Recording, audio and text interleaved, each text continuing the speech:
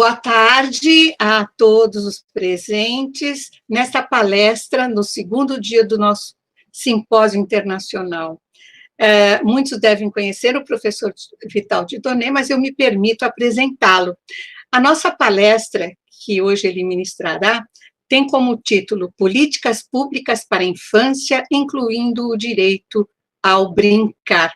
O professor Vital Dieudonné é especialista em educação infantil, atuante na área das políticas públicas de educação, membro do Conselho Técnico do Programa A Primeira Infância Vem Primeiro, da Fundação Abrinq, do Conselho Consultivo da OCIP Berço da Cidadania, da Organização Mundial para a Educação Pré-Escolar, a OMEP Brasil, e da Associação Brasileira de Estudos sobre o Bebê, a ABB.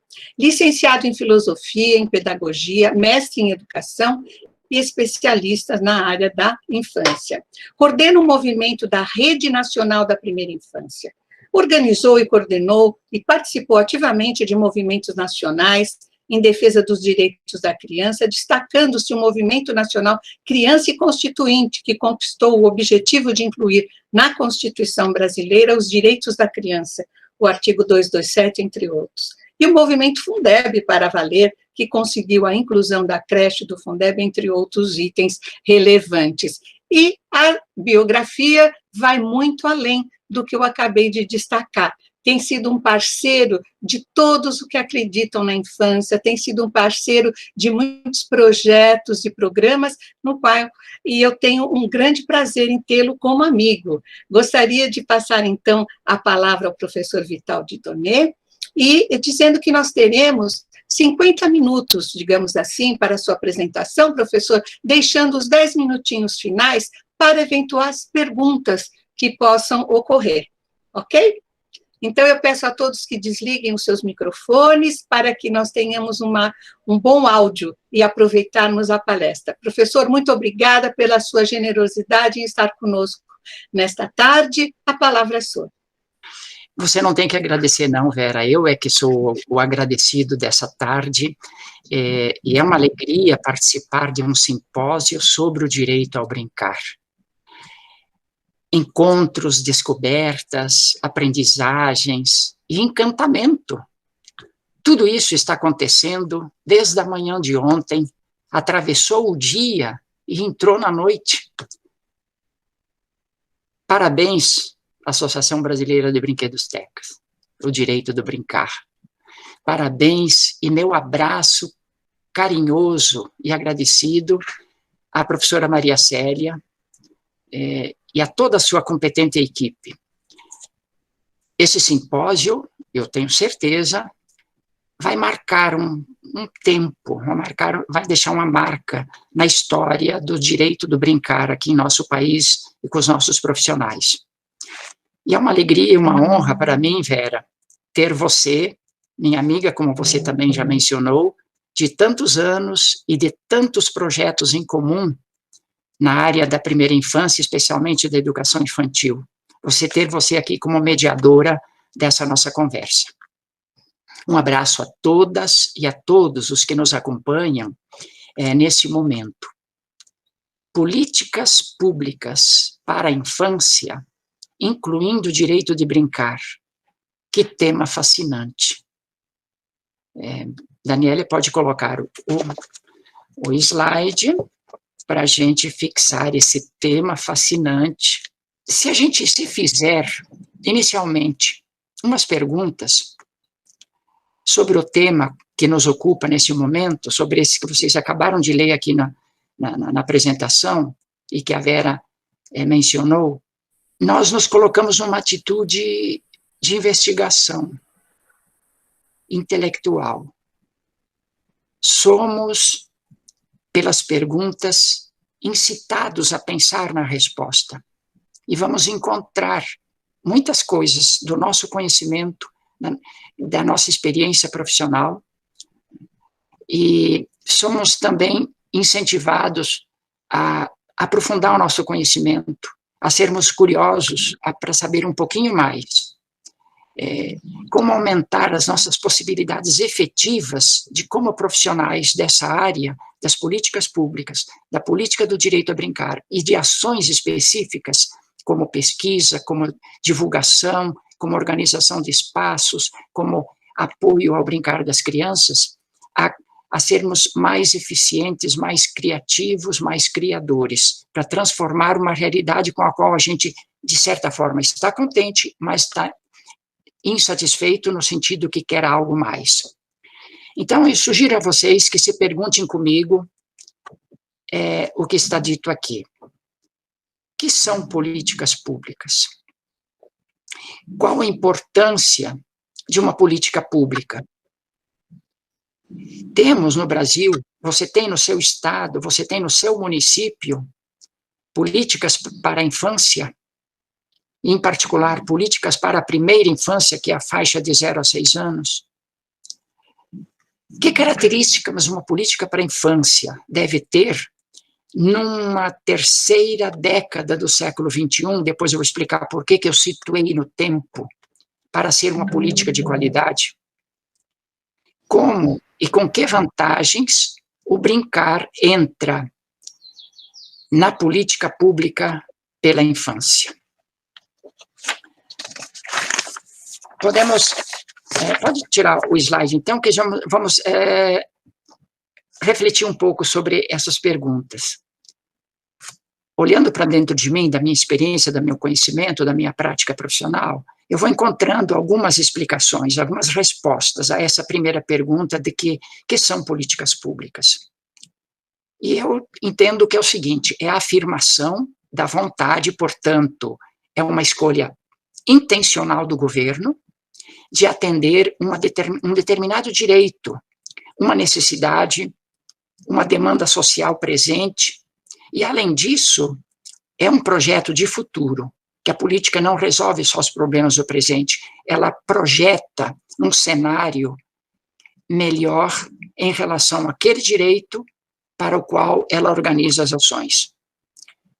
Portanto, uma política pública se distingue de ações soltas, isoladas, pontuais, que a gente diria assim, fragmentárias, né, e improvisadas, porque a política tem um olhar, eu diria assim, sistêmico, procura olhar onde aquele direito se situa e como ele se relaciona com outras áreas, com outros aspectos, que abarca toda a realidade. Uma política pública coordena suas ações com as ações dos outros setores, para que elas sejam articuladas ou integradas, sinérgicas e, portanto, mais efetivas. Por isso, a política pública não é apenas a vontade e a decisão política, não é apenas o olhar holístico da realidade na sua complexidade e com diagnóstico preciso, mas é um plano de ação, ela exige um plano de ação. A política determina que se elabore um plano para dar praticidade, para colocar na realidade esse construto intelectual, que é a compreensão da complexidade da realidade, das demandas, do desejo, do direito, de como se transforma. Então, ela não é apenas uma análise e uma decisão, mas ela é uma transformação, né? E ela cria, então, essa esperança de um tempo melhor, de um tempo futuro. Tomemos para exemplificar a Política Nacional de Saúde, que hoje, com o coronavírus, se tornou muito mais presente na sociedade brasileira, no mundo inteiro, né? E o SUS ganhou destaque, a importância dele como meio de ajudar a população, a sociedade a vencer essa pandemia. Essa Política Nacional de Saúde, e eu falo Política Nacional de Saúde, ela estende o olhar sobre toda a dimensão da vida humana, desde a concepção até o último dia que a pessoa está respirando. E em todas as etapas e toda a diversidade de situações que a pessoa vive. E as demandas que ela tem para viver bem, para ter um bem-estar, que isso significa saúde. Mas essa é uma política nacional de saúde que é bem grande, enorme, ela abrange tudo. Dentro dela existem políticas específicas, por exemplo, a Política Nacional de Atenção Integral à saúde da criança, cuja sigla é PNAISC. Existe a Política Nacional de Imunização, existe a Política Nacional de Incentivo ao Aleitamento Materno, existe a Política Nacional da Saúde do Homem, etc. Dentro de uma grande política, existem políticas setoriais, políticas específicas para grupos ou momentos específicos da vida. Em síntese, e aí eu peço para a Daniele colocar o próximo slide, para vocês fixarem bem, ao ler essa síntese do que eu acabei de falar sobre características da política, o que caracteriza uma política pública. A política pública, Daniele, então, podemos passar o próximo slide. A política pública, então, é um olhar abrangente sobre uma dada realidade, com o objetivo de solucionar seus problemas, de atender suas necessidades, suas demandas, e criar uma realidade melhor, mais desenvolvida, mais justa. Então, eu diria assim, seria um resumo daquilo que eu falei em relação ao que é uma política pública. Então, ela tem um olhar abrangente, né, sobre uma determinada realidade, com o objetivo de transformá-la, né, aí ele organiza e realiza as ações deliberadas, né, e projeta, além da solução do problema, por meio de ações definidas num plano, um futuro melhor. Ele define que ele quer ir mais longe do que solucionar os problemas do presente, quer prevenir e quer criar um ambiente melhor no futuro. Então, a segunda pergunta que nós fizemos antes, qual a importância de uma política pública? Sobre isso, temos várias considerações a fazer. E para vocês me ajudarem a responder essa pergunta, imaginem, pode tirar, Daniela, um momentinho esse slide.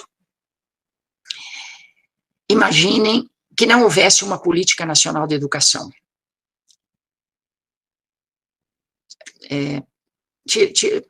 Tira o slide, por favor.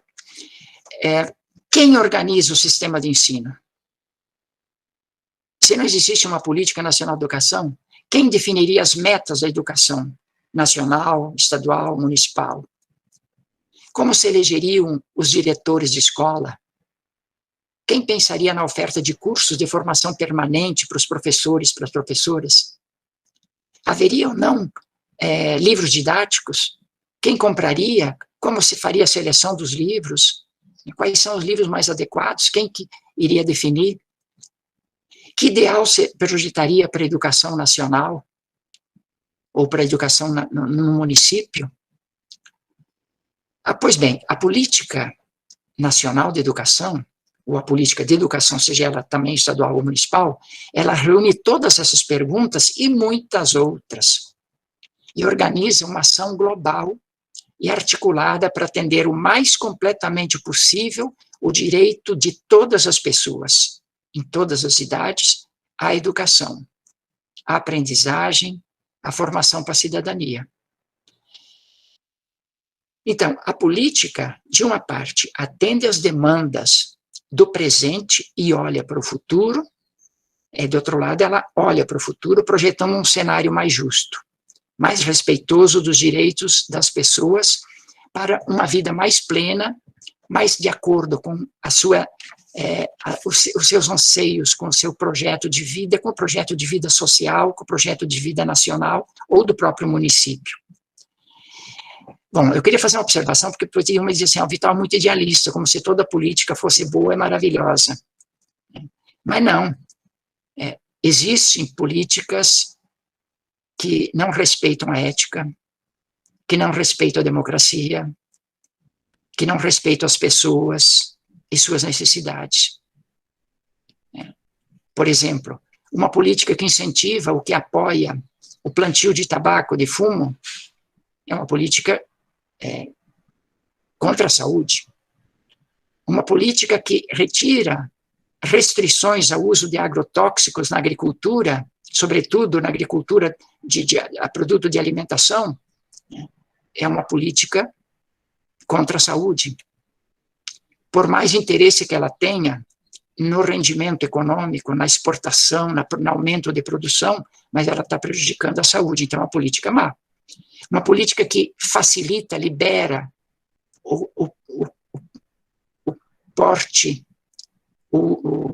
a posse e o porte de armas, é uma política assassina, empoderadas para resolver os problemas. Então, substitui o diálogo, a discussão verbal pelo tiro, né? Então, existem políticas genocidas. Nós não vamos falar dessas, vamos falar das boas políticas, né? Sobretudo a política da primeira infância, a política do brincar. Outro item sobre a importância da política pública, agora exemplificando com o tema do brincar, porque antes exemplifiquei com da educação, o tema do brincar é a contextualização das ações, para que essa ação política que promove o brincar se cumpra no seu sentido mais pleno, mais verdadeiro. Por exemplo, uma coisa é a prefeitura fazer um edital para compra de brinquedos para distribuir para as creches, para escolas de ensino fundamental. Isso seria um ato específico, importante, mas isolado do contexto. Não conversou com os professores, não consultou as crianças, não fez uma análise com os especialistas sobre que tipo de brinquedos e como isso se insere no plano pedagógico, no projeto de educação. Então, a licitação e a compra e distribuição do brinquedo é um ato isolado. Isso não é uma política do brincar. Outra coisa é uma política municipal para atender o direito do brincar de todas as crianças, que ela parte, primeiro, de concepções, por exemplo, o que se entende por brincar? O brincar como intrínseco do ser humano, como do ser criança, especificamente, que só vive a infância a criança que brinca, e que, portanto, para viver a infância, para ser criança, todas as crianças devem ter garantido o seu direito a brincar, o tempo de brincar, os brinquedos disponíveis, a forma, a liberdade, todas as características que o brinquedo possui. Uma política para o direito do brincar, vejam bem, parte de concepções. Aquela que eu citei antes da compra do brinquedo, talvez não esteja partindo de concepção nenhuma, senão aquela que a criança precisa ter brinquedos, que isso é insuficiente. Parte da concepção sobre criança, sua ludicidade intrínseca, a universalidade desse direito, porque ele é de uma criança, mas é de toda criança, de cada criança. Portanto, também das indígenas, também dos quilombolas, também dos ciganos, também das crianças das famílias que vivem na rua, também das crianças de apartamentos apertadinhos. Ele é um direito de brincar das crianças que estão no hospital, das crianças que estão em instituições de acolhimento. É um direito ao brinquedo também, aos jogos de brinquedos. E pensa em que esse direito tem que se estender, e essa condição de brincar tem que se estender a todas as crianças, seja elas urbanas quanto rurais, sejam elas das favelas ou do centro da cidade, sejam elas das famílias pobres quanto da família de classe média e alta, sejam elas na rua, estejam numa instituição de acolhimento, na creche, na pré-escola, na escola, no centro de saúde, nos hospitais, no shopping, no aeroporto. Mas chamou a atenção uma vez, muitos anos atrás, no aeroporto de Copenhague, eu fiquei encantado quando vi não é brinquedo teca, um parquinho dentro do aeroporto para as crianças brincarem, enquanto seus pais ficavam lá, uns no celular, outros lendo jornal, esperando 1 hora o voo. E quantas crianças, quando isso não tem, ficam aborrecidas, ou então hoje ficam com o celular. E há muitos anos atrás eu tinha visto isso no aeroporto, como que são inteligentes ou são zelosos por esse sujeito, esse cidadão que vai viajar, mas que ele não sabe, não tem obrigação de ficar 1 hora esperando o seu voo, sentadinho, quieto, calado, mas ele pode estar se divertindo à vista dos pais, diante de um parquinho. Então, essa política para o brincar parte dessas concepções, né? E ela deverá ter necessariamente um capítulo que garanta o tempo de brincar, porque o seu tempo de brincar está sendo suprimido das crianças. Então, é importante que ela se articule com as outras políticas econômicas, de educacionais, políticas da cidade, que a criança possa respeitar, que a criança possa ter tempo e espaço adequado para brincar. Dessa forma, o município coloca o brincar como um objetivo de sua ação na elaboração das outras políticas de educação, por exemplo. Como que a política de educação contempla o brincar? Como que a política de saúde contempla o brincar? Como que a política de segurança pública contempla o brincar, digamos, nos parques, nos ambientes urbanos, na rua? Anteontem, a televisão mostrou crianças brincando na calçada e são assaltadas por um ladrão que rouba ou o brinquedo ou alguma coisa delas. Então, a política de segurança também tem que contemplar o direito da criança a brincar. No meio ambiente, como que a criança vai brincar numa rua onde corre o esgoto solto, céu aberto? Vocês lembram aquele filme Viver, do Kurosawa? Não vou contá-lo agora, porque não tem tempo, mas vale a pena, quem não viu, procure ver. Estava disponível no YouTube, não sei se ainda se encontra, o filme Viver, do Kurosawa, em que um grupo de mulheres vai a diferentes setores da administração pública pedindo para transformar em um charco. Eles não, isso não pertence a nós porque tem que ir à administração da cidade. Elas vão na administração da cidade, não é aqui porque nós não mexemos com etc. Aí ele passa em todos os escritores e a pessoa que inicialmente tinha recebido essa solicitação e que vai encaminhando para os demais, entrou em férias, licença, porque ele estava com um problema de saúde muito grave e tenta viver a vida e não encontra alegria nem felicidade, e a morte se aproximando. Ele retorna ao trabalho, pega esse processo, cria o parquinho, e da sua janela ele vê as crianças se embalando. Então, ele transformou um charco, um lugar de lixão, num ambiente de brincadeiras. Aí, no entardecer, quando as crianças se retiram, ele vai para aquele parquinho, senta num balanço, se embala e voa para o céu. Morre aí.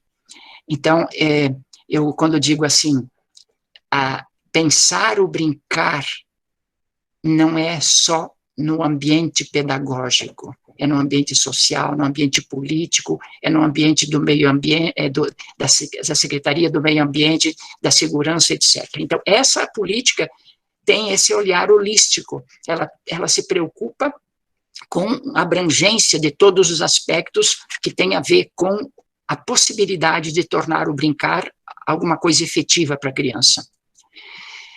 Bom, então, a terceira vantagem do brincar, da política, é que ela atende de forma mais completa aquele direito da criança ao qual se refere, porque ela olha para todas as crianças, na diversidade cultural, na diversidade étnica, nas condições pessoais, criança com deficiência, criança mais rápida, criança mais lenta, criança mais introspectiva, criança mais extrovertida, nos diferentes ritmos de desenvolvimento das crianças, em todos os espaços em que elas estão ou que elas têm direito de estar.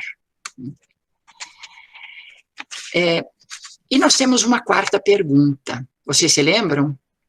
Eu peço a Daniela, então, que coloque uma quarta pergunta. Nós temos no Brasil... essa eu não coloquei, acho que, Daniela, eu não coloquei slide sobre isso, porque esse aí esse aí tá bem, pode deixar, porque foi o que eu comentei agora. Nós temos políticas públicas pela primeira infância, ou pela infância no Brasil? Sim. A partir da Constituição de 88, Vera, você deve lembrar, né, você era jovenzinha na época, mas você participou do grande movimento nacional Criança Constituinte, onde a gente reuniu todas as organizações do governo e da sociedade que estavam interessados em defender os direitos da criança na Constituição, e lá entrou o tema do brincar. Por isso que no artigo 227 está escrito lá, e isso, vejam bem, 1 ano antes da Convenção dos Direitos da Criança da ONU, porque o direito da criança da ONU é de 1990, de 89, né? E a Constituição brasileira é de 88. Então, 1 ano antes, 1 ano e 1 mês, né, a nossa Constituição já afirmava com o direito das crianças e adolescentes à vida, à saúde, etc., ao lazer e ao brincar, com absoluta prioridade. E a partir dessa visão social e humanista da Constituição de 88, que o Ulisses Guimarães chamou de a Constituição Cidadã, porque ela se preocupou com as pessoas, com o cidadão, com os direitos humanos, os direitos dos diferentes grupos etários, né?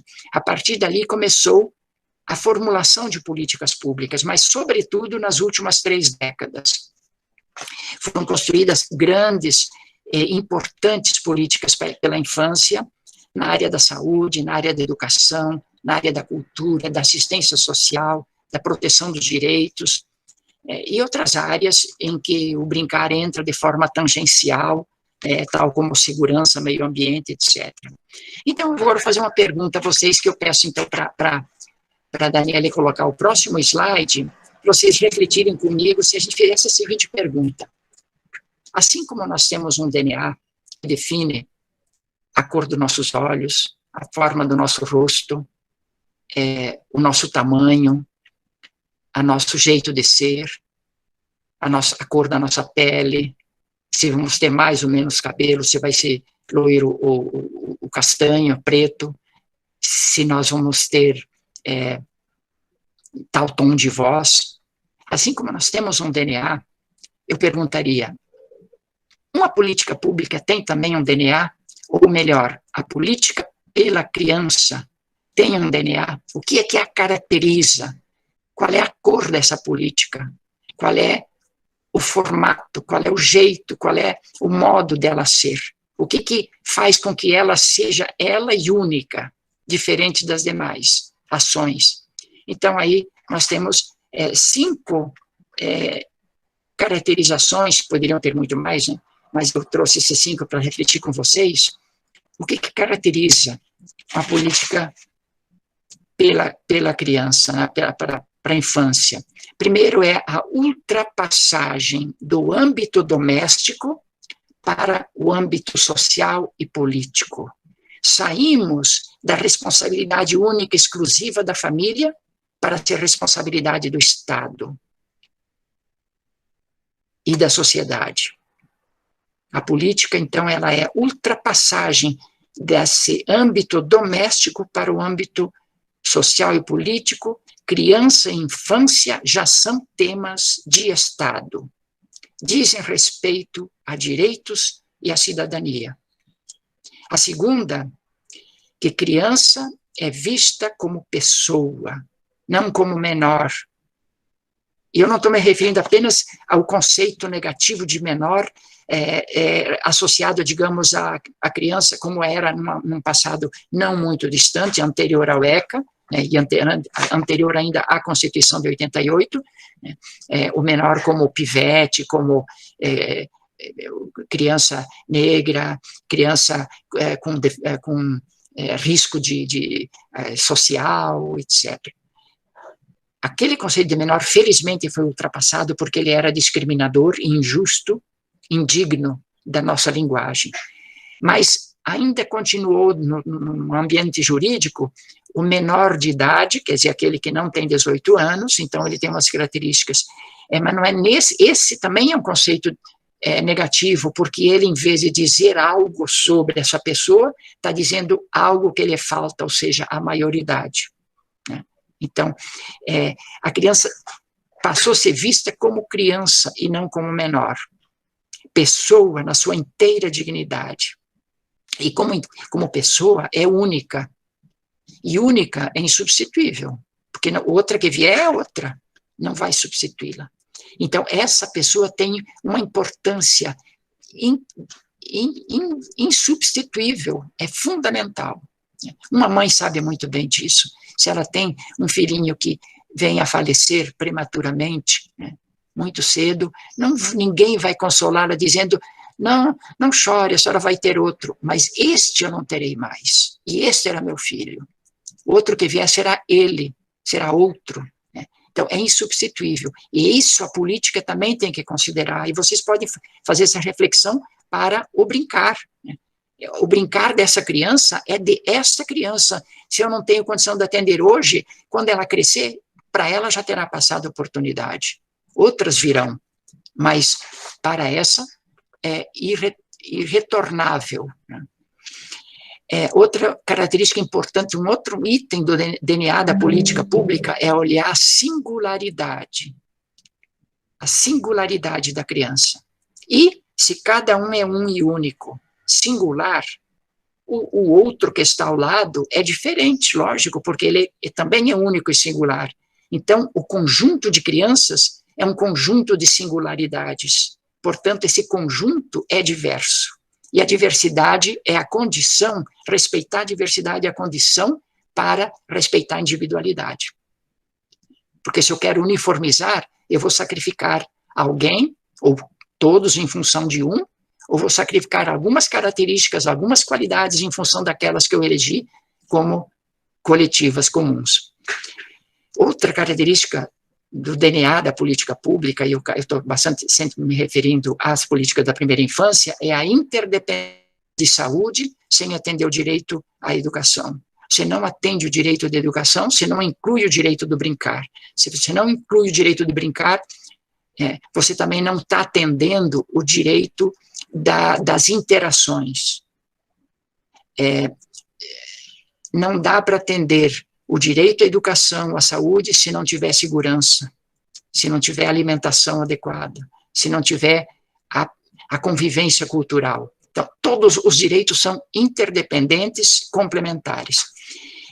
E as políticas, aí nós temos as políticas setoriais, digamos, a da saúde, a educação, da assistência, de cultura, de meio ambiente, tem as já não diria setoriais, mas objetivos específicos do brincar, né, do desenvolvimento motor, de uma criança com deficiência. Você pode estabelecer políticas específicas para itens específicos, mas também, e aí está o avanço nas políticas públicas brasileiras, essa articulação das diferentes políticas da infância, ou que tem alguma coisa a ver com criança, numa política nacional integrada. E no município também. Quando a Vera trabalhava numa organização que atendia em municípios, ela publicou um livrinho maravilhoso sobre o município e a criança, em que ela mostra a articulação dos diferentes aspectos da política municipal para formar um município pela criança. É muito bom aquele livrinho e espero que a Vera possa fazer uma reedição agora com o Marco Legal da Primeira Infância, com o Plano Nacional da Primeira Infância, com a orientação dos planos municipais.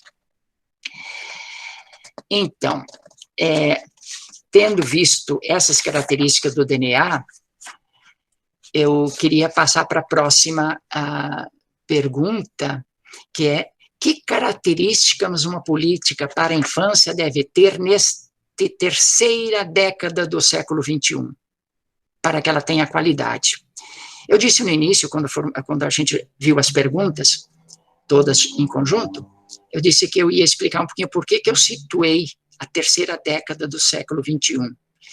Pelo seguinte, porque qualidade é um conceito histórico, cultural, situado.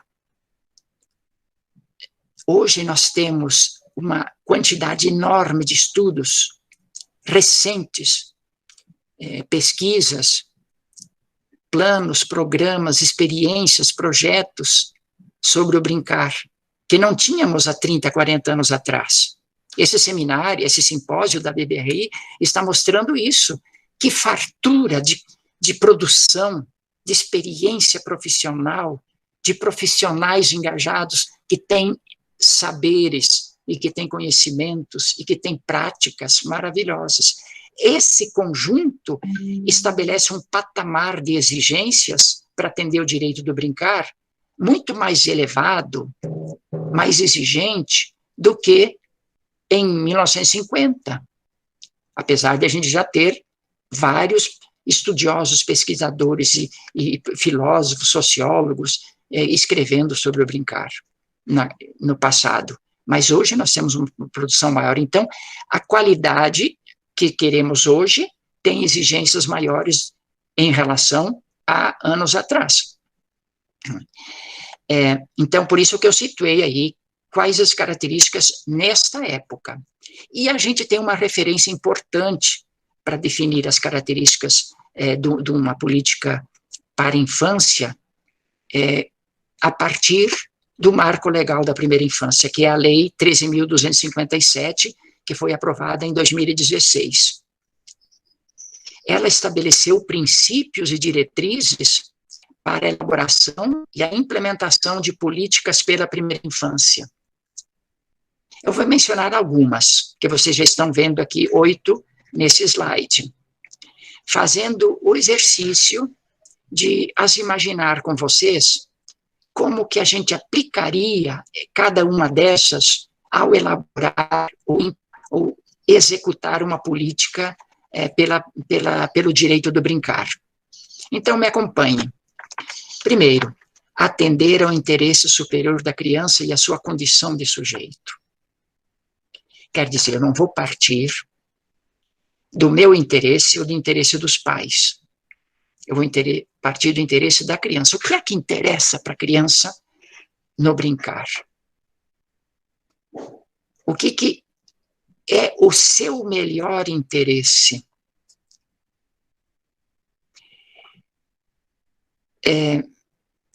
E a condição de sujeito, se ela é sujeito, ela não é um objeto para eu vender, para eu ganhar dinheiro com venda do brinquedo, ela não é um objeto para eu admirar um brincar de criança. É muito diferente você colocar a criança em situação de jogo para fazer um filme em que você quer uma determinada produção no vídeo, e aí você organiza, e as crianças estão brincando como atoras de uma coisa externa, elas estão querendo te agradar ou atender uma demanda. O brincar da criança como sujeito não as coloca numa situação de observação. Elas estão soltas e livres no seu prazer e no seu desafio, no seu sofrimento e na sua alegria do brincar. E essa característica é fundamental para que a política do brincar respeite essas concepções a partir do interesse da criança. A segunda é a participação da criança na elaboração das ações que lhe dizem respeito. Aliás, esse é um princípio da Convenção das Nações Unidas sobre os Direitos da Criança. A criança tem direito de participar em tudo aquilo que lhe diz respeito, claro, respeitando de acordo com as suas possibilidades de expressão. Mas lembrem-se o que disse Malaguzzi. A criança nasce com 100 linguagens, e aos poucos nós levamos tirando uma, depois mais outra, e ela acaba ficando só com a linguagem oral. A criança expressa e ela participa de diferentes formas. Hoje nós temos uma experiência muito rica no Brasil de escuta de criança, com técnicas adequadas, em que a criança não fala. E a área da justiça Ministério Público, Defensoria Pública e o Juizado da Infância estão fazendo cursos para se habilitarem a escutar crianças, para que as crianças contem por meio de gestos, de brincadeiras, de dramatizações, ou eles captem na expressão fisionômica ou do olhar, ou do gesto, ou da reação, eles captem se a criança foi agredida, por quem ela foi agredida, se ela está se sentindo mal, está segura. Então, a criança tem linguagem para expressar, e nós é que temos que aprender esse alfabeto da comunicação infantil. Terceiro, é respeitar a individualidade e os ritmos da criança. Não preciso comentar isso, porque isso é tão evidente, né? Valorizar a diversidade das crianças e das infâncias. Então, quando se faz uma seleção de livros, de contos e fadas e histórias para criança, de literatura infantil, quando se faz uma seleção dos brinquedos, a gente tem que, primeiro, escutar as crianças também, ouvir as crianças, observar as crianças, ver como é com o que elas brincam com mais prazer, com mais entusiasmo e com mais capacidade de descoberta e de afirmação. Mas também ver os ritmos de desenvolvimento das crianças e a diversidade de infâncias e de crianças. Não podemos uniformizar as infâncias por meio de brinquedos uniformes, temos que dar essa possibilidade de ter diversidade. Articular as dimensões ética, humana e política da criança cidadã com os dados da ciência e da prática profissional. Esse simpósio está sendo um palco de belas experiências profissionais e de pesquisas, de estudos, de produção científica. Isso tem que articular com as decisões políticas, tem que articular com as concepções do projeto pedagógico, né? Então, essa é uma característica da política pela infância. Adotar uma abordagem participativa e escutar os pais, escutar os profissionais, escutar os especialistas e as próprias crianças, para aprimorar as ações. E, finalmente, promover a formação de uma cultura do cuidado. Estou chegando ao final dessa minha fala, mas eu queria insistir bastante nisso, meus colegas, minhas colegas. Uma cultura do cuidado, ela é muito mais do que ações isoladas de proteção, de evitar acidentes, de cuidar fisicamente, de trocar fralda, de ter uma mamadeira bem limpa, dos cuidados de não contaminação. Muito mais do que isso, o cuidado é aquele olhar zeloso para que as crianças sejam plenas em si mesmas, em todos os aspectos, que elas gostem de seu nome, que elas gostem do seu ambiente, que elas gostem dos seus coleguinhas, que a gente cuide dos seus coleguinhas também, porque é o jeito de cuidar das suas amizades, e cuidando das suas amizades a gente está cuidando da criança, é de cuidar dos seus sonhos, o que ela sonha. Eu tenho respeito ao sonho dela, ou não escuto, não valorizo. Então, cuidar de tudo aquilo que faz com que a criança possa constituir-se cidadã e sujeito nesse ambiente, nesse espaço, se afirmando dentro do seu projeto de vida que ela vai construindo dia a dia. A cultura do cuidado, e dentro dele a cultura do brincar, como direito universal de toda criança, é um sonho, claro, é uma utopia. Mas como utopia, e aqui eu recordo um vídeo muito bonito agora fugiu o nome do escritor uruguaio, né, sobre a utopia, em que ele diz que a definição de utopia não foi dele, mas foi de um colega dele num debate que eles tiveram numa cidade da Colômbia, e ele fala sobre o significado da utopia. Ele diz que a utopia serve para nos fazer caminhar. Então, nós temos essa utopia da cultura do cuidado e da cultura do brincar, fundamentada nessas concepções de criança e infância como pessoa e sujeito, capaz, competente, participativa. Né? E caminhamos, então, atrás, né, em busca, né, dessa dessa utopia. Eu concluo essa reflexão, Vera, com o poema de Vinícius de Moraes, chamado A Porta, que considero, neste caso desse poema, uma metáfora da política pelo direito de brincar. Então, em vez de porta, é a política do brincar. Veja bem. Sou feito de madeira, matéria morta. Não há nada no mundo mais viva do que uma porta. Eu abro devagarinho para passar o menininho. Eu abro bem com cuidado para passar o namorado. Eu abro bem prazenteira para passar a cozinheira. Eu abro de supetão para passar o capitão. Opa, não aquele. Eu fecho a frente da casa, eu fecho a frente do quartel, eu fecho todo mundo. Só vivo aberto ao céu. Muito obrigado. Que lindo, que gostoso, professor. Nada como associar o afeto à política pública. Isso você faz de uma maneira única. É muito bom ouvir algo que muitas vezes as pessoas, às vezes, ainda não está claro para todo mundo as questões de política pública, né? Muitas vezes com preconceito, mas eu acho que essa sua palestra foi muito esclarecedora, como sempre.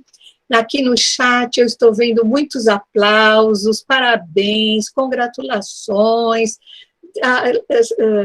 destacando a sua sensibilidade, muitas pessoas dizendo gratidão, professor,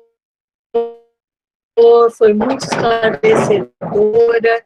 Enfim, palestra magnífica, chorando de emoção, pode acompanhar aqui no chat, como as pessoas ficaram atentas e estão sensibilizadas com essa questão. E hoje, desde manhã do dia de ontem e até agora, passando pelo professor Lino, pelo professor Federico, agora pelo professor Vital, a palavra cuidado e brincar está muito presente nesses 2 dias de simpósio, né? Que gostoso a gente poder ter essa coerência dos pesquisadores, coerência dos educadores, acreditando sempre que esse cuidado ao proporcionar... Vocês estão ouvindo alguns trovões, é que aqui em casa está chovendo muito forte, com muitos raios, tempestade, então pode ser que vocês ouçam alguns raios, alguns trovões aqui. Mas, continuando, perguntas, na verdade, nós não temos aqui no nosso chat, né? Nós temos muitas reflexões, muitos elogios, e é claro, sempre, né, a esse trabalho que você realiza sempre. Eu tenho uma questão, na verdade são 2 questões, que eu gostaria então de colocar para que o professor Vital aproveitasse esses últimos minutinhos que temos, né, para responder ou refletir, enfim.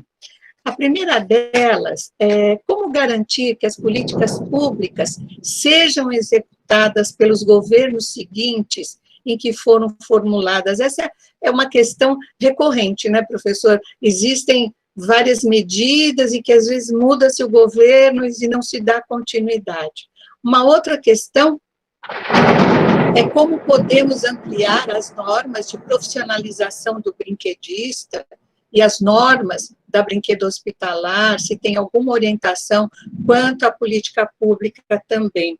E uma outra questão que eu acho interessante a gente abordar também, principalmente num dos itens, me parece que, acho que foi o item 6 ou 7, das diretrizes dos princípios do marco legal, que tem a ver com a diversidade do brincar, e reconhecendo que hoje no Brasil, principalmente no Norte, até mesmo aqui em São Paulo, nós temos recebido muitas crianças imigrantes, né?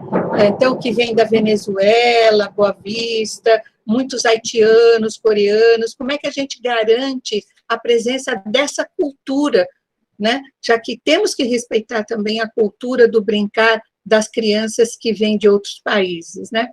Então, mais ou menos... e uma outra última questão, eu vou fazer todas de uma vez. Se existe algum curso específico de políticas públicas de educação infantil, né? Então, a palavra é sua. Obrigada, professor. Aguardamos as suas reflexões. Obrigado, Vera, pelas perguntas desafiadoras. Eu peço que todos os que estão nos acompanhando procurem responder comigo, porque eu acho que não é só escutando, a gente é suscitado por essas perguntas que merecem um entendimento e uma resposta para nos ajudar a subir, crescer, né, no entendimento e na solução dessas questões que a Vera apontou nessas 4 perguntas. Depois eu vou pedir para você repetir a segunda, porque eu não consegui captar direitinho, acho que foi no momento de um raio, então aqui o meu microfone aqui ficou um pouco confuso, mas eu vou respondendo essas por enquanto.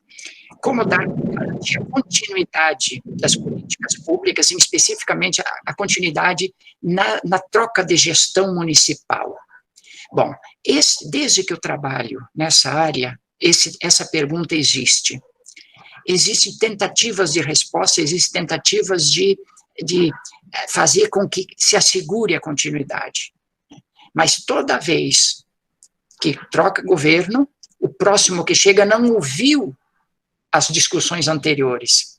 Dificilmente, a não ser que seja um prefeito reeleito, ele não participou de nenhum debate sobre a continuidade. Ele vai dar continuidade na gestão dele, mas na próxima ele já vai esquecer de passar adiante, porque vai mudar de partido, ou se mantém o partido, o próximo governante vai dizer assim, mas eu quero dar a minha marca, senão eu não me reelejo, ou eu não passo de prefeito para deputado federal. Então, é que a política, primeira coisa, a gente sabe as razões, né? Sabe as razões. É conflito partidário, é o desejo de cada um afirmar-se a sua imagem, acha que a sua imagem está associada aos projetos inovadores que ele cria. Então, eu acho que formação política é um tema que deve ser trabalhado nas escolas, sobretudo no ensino médio, porque nós vamos ter que eleger políticos que a gente não sabe que formação tiveram, o que estudaram, que concepção eles têm do mundo, porque uma coisa é chegar no palanque e fazer uma proposta do que ele quer fazer para o município, mas outra coisa mais funda é aquele que ele pensa de noite lá na sua cama, ou quando ele faz uma reunião fechada para resolver uma determinada questão a quem ele convida para conversar. Eu acho que isto aí é o coração que comanda, aí são os valores, aí a ética pessoal de cada um. Então, isso precisa ser formado na escola. A formação política faz parte da formação cidadã. E aí é preciso que comece no ensino médio, porque a gente poderá ter no futuro uma geração de políticos mais éticos, mais comprometidos com a população e não com a sua imagem pessoal. Bom, a outra coisa que eu acho importante para a continuidade é ter instrumentos ou meios que cobrem do gestor a continuidade das boas ações, das boas políticas, dos bons projetos. E como que a gente consegue isso? Eu digo assim, primeiro, se adotarmos mecanismos de participação social na elaboração da política. Porque quando a sociedade participa, ela vai cobrar, ela vai entender que aquele projeto tem a cara de quem construiu, portanto, tem a cara da sociedade. Pode ser imperfeito, mas é melhor do que o perfeito feito por um técnico de fora, que depois vai embora sem compromisso nenhum. Então, quando a sociedade participa, é mais demorado, é mais lento um pouco para elaborar, mas ele tem mais consistência política, mais legitimidade social. E essa sociedade vai cobrar do próximo a continuidade, porque aquele projeto é dela, não é do governador, não é do prefeito que sai do governo. Claro que o governo do momento se compromete, mas ele dá continuidade. Uma terceira característica importante, Vera, eu acho que é políticas e planos de longo prazo. E aí é importante que eles sejam aprovados por lei. Não sejam políticas de 4 anos. Não seja um projeto de curta duração, porque ele terminou e o próximo deixa e cria outro. Então, por exemplo, por que a Unesco começou a propor planos de educação decenais? 1990 foi o primeiro plano decenal de educação. 10 anos. E aí, hoje nós temos o Plano Nacional de Educação do Brasil, sempre são 10 anos. Agora, os planos, os Objetivos do Desenvolvimento Sustentável, é 15 anos. Então, é importante que a gente tenha esse olhar de longo prazo e eles sejam aprovados por lei, porque aí o governo tem que obedecer à lei. Claro que ele vai fazer o seu plano de 4 anos, porque ele vai ser o responsável pela gestão, porque um plano de longo prazo ele não entra muito em detalhe. Então, o governo presente detalha o que eu vou fazer desse conjunto nos 4 anos. Então, eu acho que são características importantes para assegurar a continuidade. A terceira, sobre a diversidade do brincar, e a Vera menciona com muita propriedade, eu acho que é com o coração apertado, doído, o caso das crianças imigrantes. Quantas vezes a gente ouviu nos noticiários que famílias da Venezuela, aí em São Paulo, porque pode ser que seja em outros lugares também, mas a televisão logo mostrava ali, que são costureiros que vivem lá num subsolo de um prédio, trabalhando 10 horas por dia, as crianças ali também privadas de liberdade, eu chamo isso de prisão para as crianças. Então, isso dói, porque cada criança é um ser humano numa dignidade maior do que o planeta Terra. Daria para trocar Marte, Vênus, a Terra, por um ser humano, porque ser humano é infinito na sua vocação, no seu desejo de felicidade. Então, cada criança tem que receber o respeito a essa dignidade essencial. E seja ela boliviana, venezuelana ou brasileira, ou norte-americana, ou do Paquistão. Então, eu acho que a questão das crianças imigrantes merece uma atenção maior. Lá em Boa Vista existem bons trabalhos interessantes, mas eu já vi relatos de pessoas que são voluntários trabalhando lá, e eu sou bastante amigo da ex-prefeita Tereza Surita, que governou por 3 períodos, primeiro depois interrompeu como deputada federal, e depois 2 períodos como prefeita. O esforço que ela fez, mas não é fácil, porque há uma reação da sociedade, quando são poucas, se aceita, quando são muitas, estão tirando nosso emprego, a nossa criança vai conviver com essa criança, aí as crianças estão na rua rodando, aí elas têm fome, vão pedir, e não tem espaços para brincar. Então, misturam crianças com adolescentes, com adultos, risco de estupro, é uma situação tão complexa e tão difícil de resolver, mas estão trabalhando lá, a Unicef, a Acnur, o Promundo, então, várias organizações estão trabalhando lá, mas eu sei que em São Paulo também. Então, para resumir um pouco essa questão, eu diria o seguinte: eu vejo que se essas crianças são acolhidas nas nossas creches e pré-escolas, as professoras, mesmo não sabendo espanhol, vão estudar, porque o espanhol hoje já é uma língua, é a segunda língua, nossa, além da língua de sinais, então nós já temos que ser pelo menos triglotas, português, língua de sinais, e para ser professor, e espanhol.